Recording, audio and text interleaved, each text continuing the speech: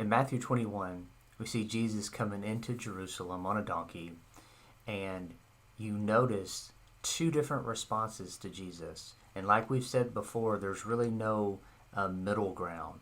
You'll either love, worship him, or you will hate him and try to kill him. And that's what we see in the chapter. Jesus turns the money tables over. He cleanses people. He heals the sick. He makes the blind see. And yet religious leaders are mad.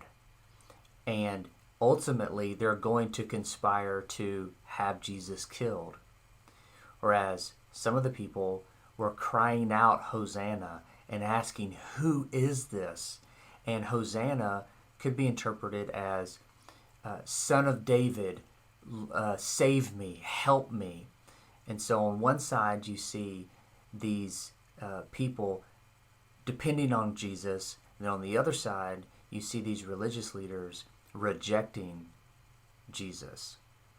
And so the chapter ends with three different stories that I think helps us to understand the difference in these two responses. And they're about fruit. First, Jesus curses the fig tree for not having figs, for not having fruit. Then he talks about the parable of the two sons. One said that he would do whatever his father asked, but then doesn't do it. And then the other one says he's not going to do it, but then in the end actually does it.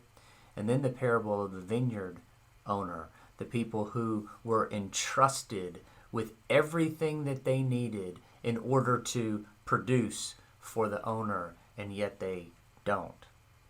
So I think that these three stories together help us to understand the two different responses to Jesus. And it has nothing to do with outward appearances or how you talk, some of the things that you do. It has everything to do with the fruit of how you love God and how you love other people. Jesus is saying that the only proper way to respond to me is to produce fruit in your life. And so I think this chapter really focuses in on how we can decide if we are following Jesus or if we relate to Jesus in the right way. So my question to you is that, are you producing fruit in your life? Now, what does that mean? Well, you can look at lists like the fruit of the Spirit. You can look at things like, how are you treating your neighbors? How are you loving your wife, your husband? How are you responding right now to what's happening in Minnesota? How are you responding on Facebook when you see somebody, or social media, when you see somebody with a different opinion than yours? All of these things are the fruit that Jesus is referring to. I'm not telling you what side you should be on. I'm not telling you how to respond. I'm just asking you to look at yourself and to figure out, are you growing in the fruit of the Spirit?